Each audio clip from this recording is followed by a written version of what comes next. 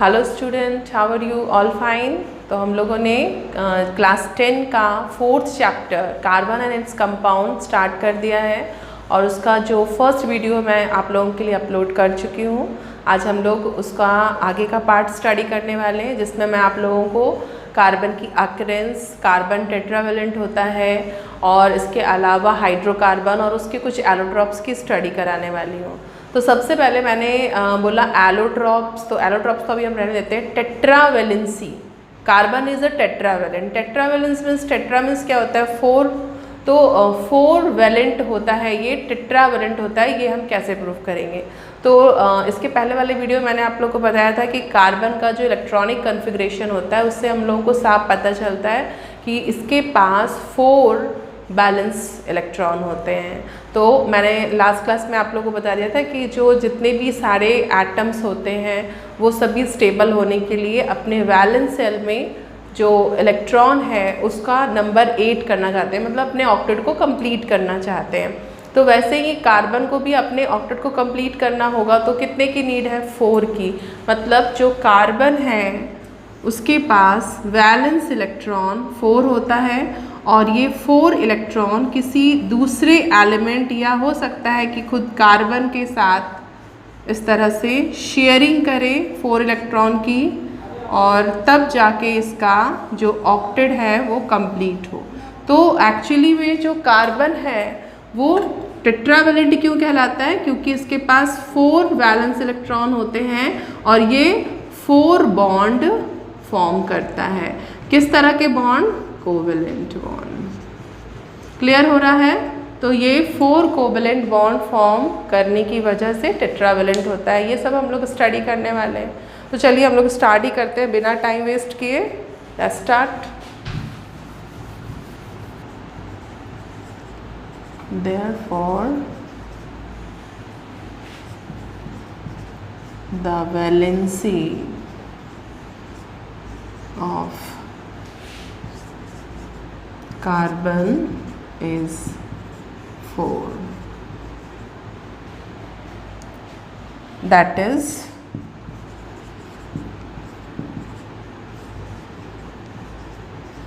carbon is tetravalent.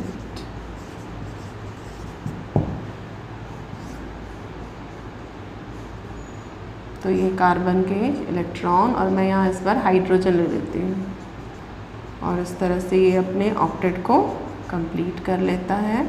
और जैसे ही carbon का ऑक्टेट कंप्लीट, ये स्टेबल हो जाता है और सभी एटम स्टेबल होना चाहते हैं, है ना?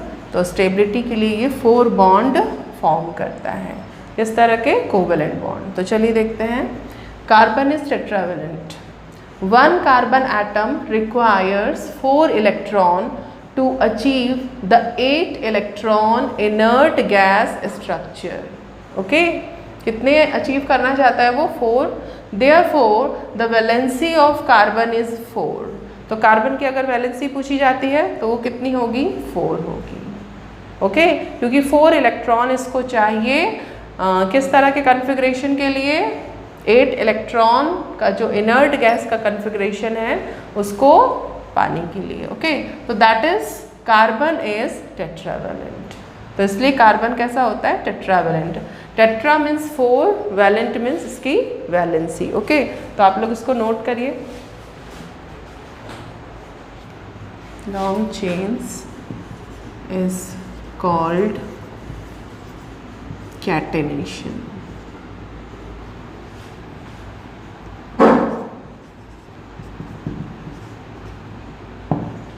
तो कैटेनेशन प्रॉपर्टी क्या होती है? जो कि एक स्पेशल फीचर है कार्बन एलिमेंट का। The property of self combination of carbon atoms to form long chains is called catenation.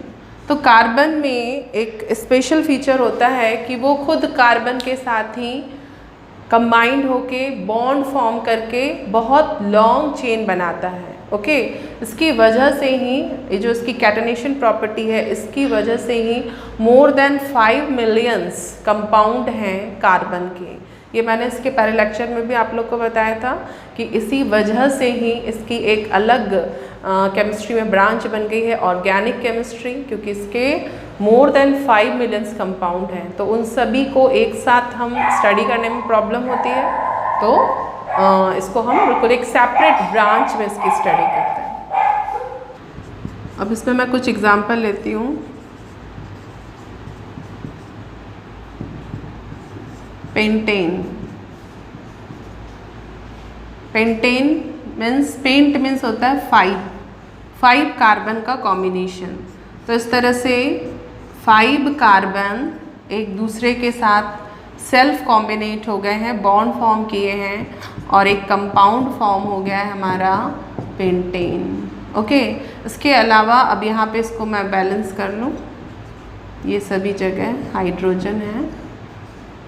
तो कार्बन, सभी कार्बन को आप लोग अच्छे से देखें तो each carbon has tetravalent. Okay, तो सभी कार्बन टेट्रावेलेंट दिखने चाहिए, क्योंकि जब ये टेट्रावेलेंट नहीं होगा इसका मतलब है कि ये स्टेबल नहीं है और इसके वैलेंस सेल में इसका ऑक्टेट कंप्लीट नहीं है। एक और एग्जांपल हम लोग लेते हैं, हेक्सेन ले लेती हूँ मैं इस बार। हेक्स का मीन्स होता है 6 कार्बन, तो 6 कार्बन का एक देखो आपस में लिंकिंग कर रहे हैं और 6 कार्बन इस तरह से एक दूसरे के साथ लिंक होके एक कंपाउंड फॉर्म कर रहे हैं हेक्सेन। 1 2 3 4 5 6 और अब मैं इसको टेट्रावेलेंट कर दूं तो ज़रूरी नहीं है कि यहाँ पर हाइड्रोजन ही हो, कुछ और भी एलिमेंट हो सकता है, जैसे क्लोरीन हो सकता है, फ्लोरीन हो सकता है, ऑक्सीजन भी हो सकता है, कुछ भी हो सकता है। लेकिन मैंने यहाँ हेक्सेन लिया है तो हेक्सेन इज़ अ हाइड्रोकार्बन, तो यहाँ पर ये हाइड्रोजन ही होंगे, हाइड्रोजन के अलावा कोई दूसरा एलिमेंट का एटम नहीं होगा। ओके, तो ये हो गई इसकी कैटनेशन की प्रॉपर्टीज़ को नोट करें आप। फिर से मैं एक बार बता दूं कि the property of self combination of carbon atom to form long chain is called catenation. Okay, note करिए इसको, फिर मैं आगे आपको बताती हूँ। अब हम लोग देखेंगे अकरेंस ऑफ कार्बन। तो नेचर में जो कार्बन है वो 2 फॉर्म में मिलता है हम लोग को, एक तो फ्री स्टेट में और दूसरा हमारा कंबाइन। तो फ्री स्टेट में ये एज अ एलिमेंट हमको मिलेगा, जैसे कि हम बात कर रहे हैं जो हमारा ग्रेफाइट है, कार्बन के जो एलोड्रॉप हैं, डायमंड है, और अभी रिसेंटली एक डिस्कवर हो गया है कार्बन 60 का एक एलिमेंट फुलरीन। तो ये जो तीनों हैं वो हमको इसमें हमको कार्बन जो है वो फ्री स्टेट में मिलता है, मतलब इसमें सिर्फ और सिर्फ कार्बन ही रहेगा, कोई दूसरे एलिमेंट का एटम इसके साथ कंबाइन नहीं होता है, मतलब सिर्फ कार्बन की ही चेन या रिंग होगा। इसके बाद मैंने आप लोग को बताया कि ये हम लोगों को कंबाइंड फॉर्म में भी मिलता है। तो कंबाइंड फॉर्म में तो ये बहुत सारे टाइप में हम लोग बोलेंगे। अगर मैं स्पेन की बात करूँ तो जितने भी ऑर्गेनिक मटेरियल हैं, वुड है या फिर प्लांट पार्ट है या एनिमल है या ह्यूमन बीइंग है, they all are made up of carbon. तो ये एक फॉर्म हो गया कंबाइंड स्टेट में। इसके अलावा कार्बन डाइऑक्साइड जो गैस है, कार्बोनेट के फॉर्म में कैल्शियम कार्बोनेट, तो इन सभी के फॉर्म में ये कंपाउंड मतलब कि कंबाइंड स्टेट में मिलता है एज अ कंपाउंड फॉर्म में। और फ्री स्टेट में मैंने क्या बताया, डायमंड है, ग्रेफाइट है, और उसके अलावा जो अभी लेटेस्ट डिस्कवर हुआ है वो है हमारा फ्लोरीन। तो ये काफ़ी रेयर होते हैं, बहुत ही स्मॉल अमाउंट में ही हमको ये फ्री स्टेट में मिलता है, लेकिन कंबाइंड स्टेट में ये बहुत ज़्यादा एक्सेस अमाउंट में मिलता है। ओके, तो चलिए मैं यहाँ पर लिख के बता देती हूँ आप लोगों को। लाइमस्टोन और मार्बल, एंड नेक्स्ट इज कोल, और कोल के अलावा पेट्रोलियम भी है,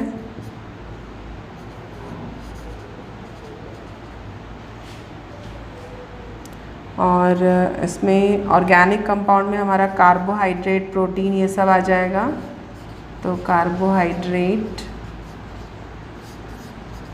protein, fats, etc।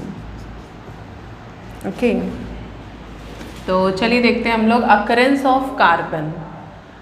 Carbon occurs in nature in free state as well as in the combined state.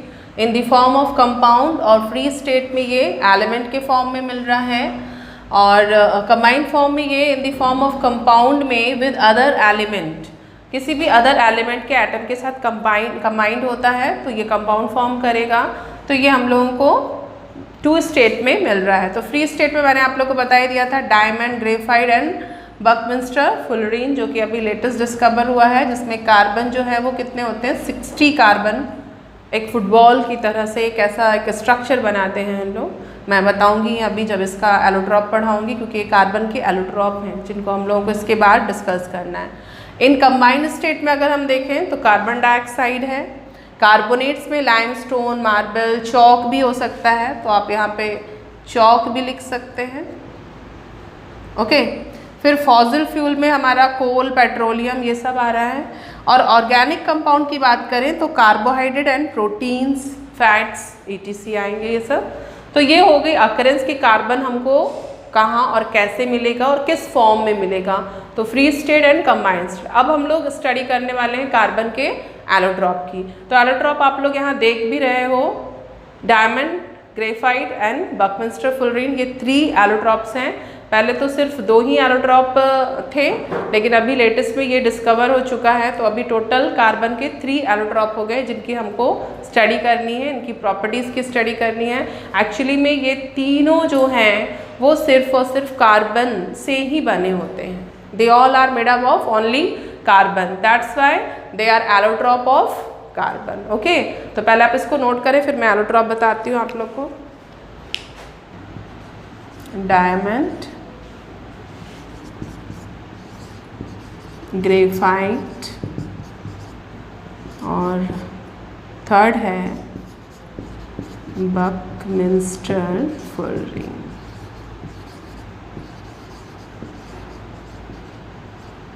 तो ये हैं कार्बन के 3 एलोट्रॉप्स। तो एलोट्रॉप्स क्या है? The various physical form in which an element can exist.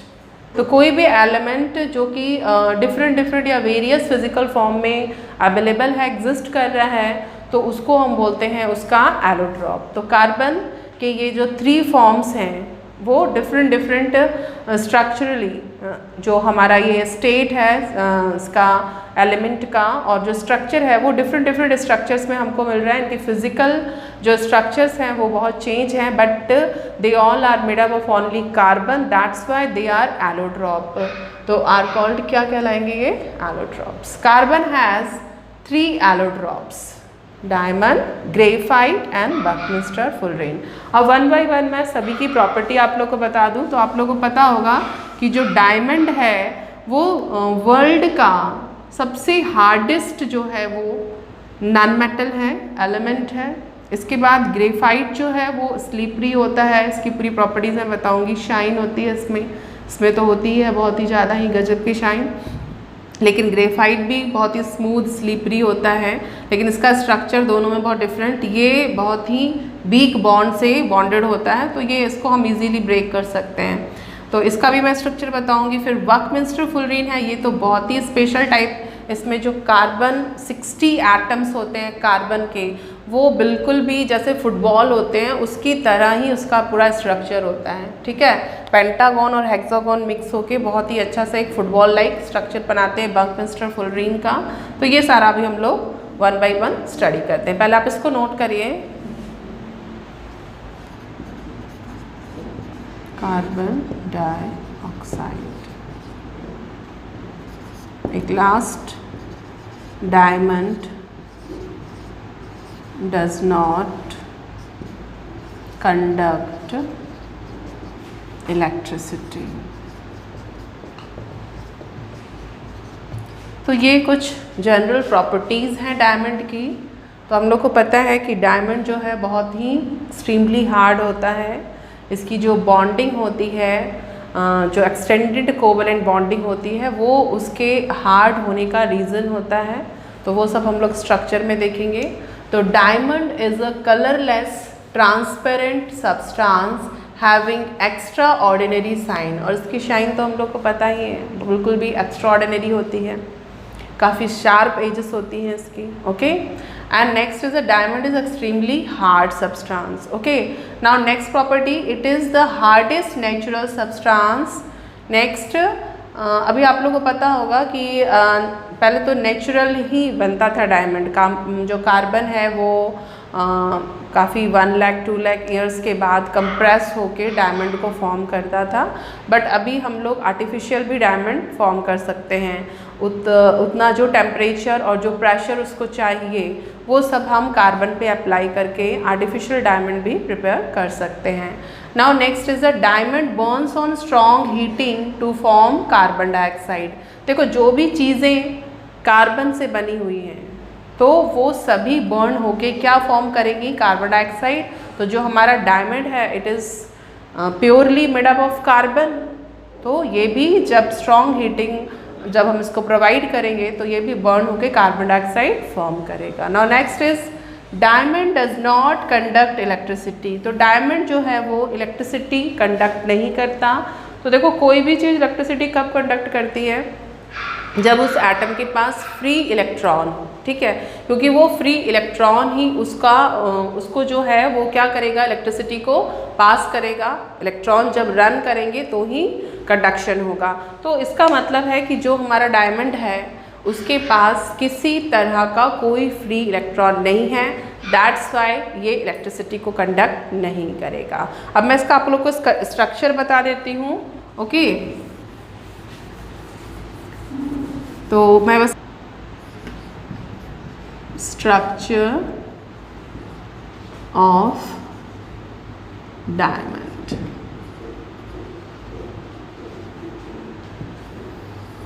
तो यहाँ पे आप लोग देख रहे हैं कि डायमंड का स्ट्रक्चर बना हुआ है और किस तरह की बॉन्डिंग इसमें आप देख रहे हैं कि हर एक जो कार्बन है वो टेट्रावेलेंट है और एक दूसरे से कनेक्टेड है, एक लैटिस टाइप का फॉर्म हो रहा है। और ये जो बॉन्डिंग है वो काफ़ी स्ट्रॉन्ग बॉन्डिंग होती है जो हमारे डायमंड को हार्डेस्ट नेचुरल सब्सटेंस बनाती हैं। ओके, तो आप लोग इसको बना ले जल्दी से, फिर मैं आप लोग को ग्रेफाइट बताती हूँ।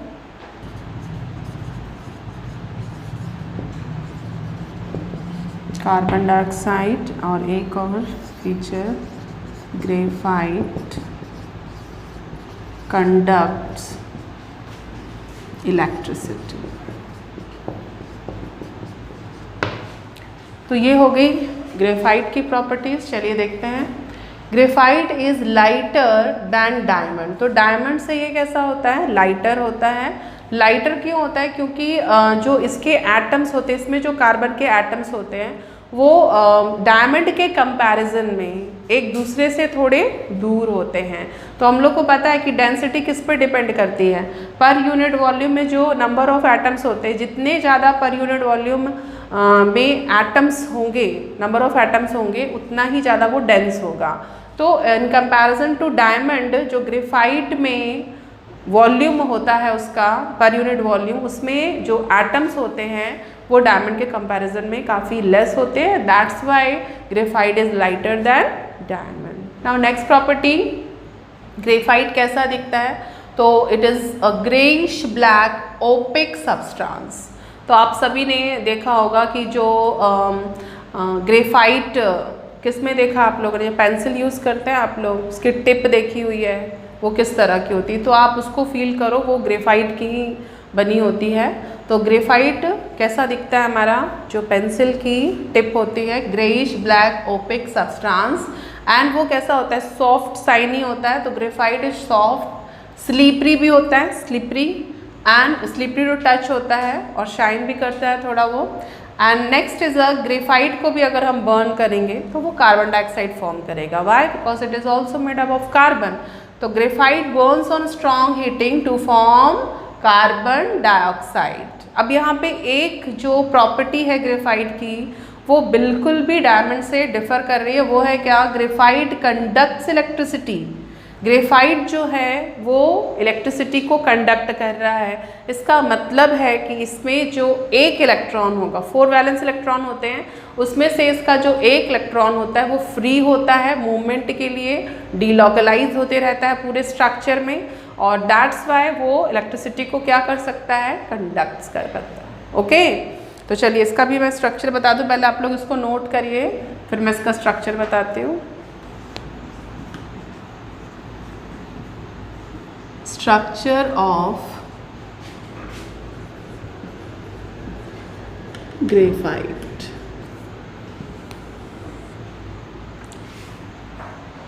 तो ये आप लोग देख रहे हैं ग्रेफाइट का स्ट्रक्चर है, और इसमें आप लोग कार्बन की बॉन्डिंग देख रहे हैं कि काफ़ी डिस्टेंस है, और इसमें कुछ लूज बॉन्ड डॉटेड लाइन से दिखाई दे रहे हैं जो कि काफ़ी वीक होते हैं, और इसकी वजह से ही ये स्लाइड टू स्लाइड जो है वो स्लिपरी होने का रीज़न ये है, और वो ब्रेक भी होता है स्लाइडली। ओके, तो it is the structure of graphite. बना लीजिए आप लोग इसको। इसके बाद में spherical molecule, it is dark solid in room temperature.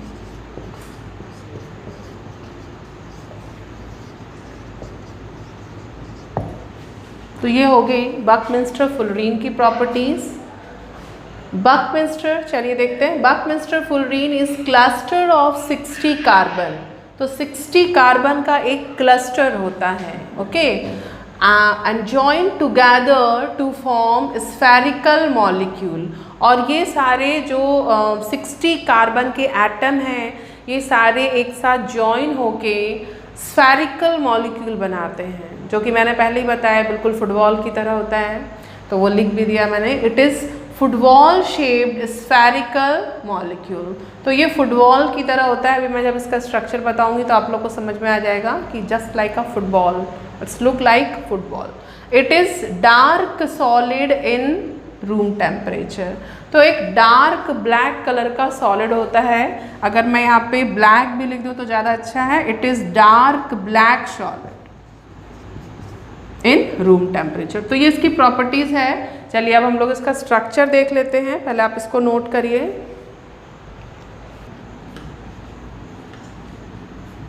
Structure of Buckminster fullerene.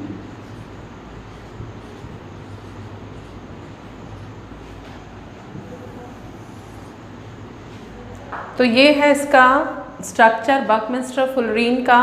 तो आप लोग देख रहे हैं कि बिल्कुल भी ये एक फुटबॉल की तरह दिखाई दे रहा है, और इसमें कार्बन जो है किस तरह से पेंटागन और हेक्सागन फॉर्म में एक दूसरे से लिंक्ड हैं, एक दूसरे से जॉइंड हैं, और जस्ट लाइक अ फुटबॉल लाइक स्ट्रक्चर है बकमिंस्टर फुलरीन का।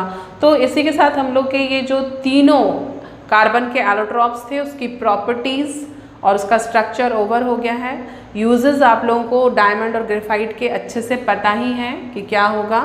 ओके, तो आज का जो वीडियो है मैं यहीं पर ओवर करती हूँ। इसके बाद हम लोग अब सीधे हाइड्रोकार्बन पे आएंगे।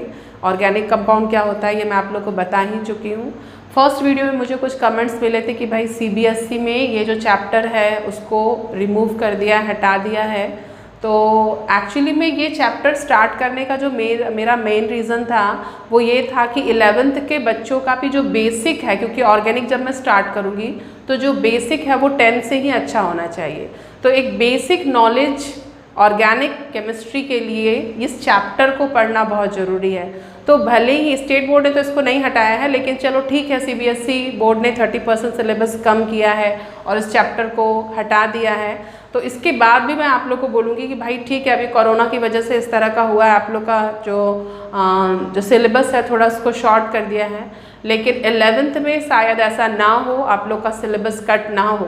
तो जब आप लोग ऑर्गेनिक केमिस्ट्री पढ़ोगे तो आपको बेस नहीं पता होगा तो आपको आगे का कुछ भी समझ नहीं आएगा बच्चों। तो फिर आपको ये एक reason, that is the main reason कि आपको ये जो 4 चैप्टर है 10th का वो पढ़ना होगा, ठीक है।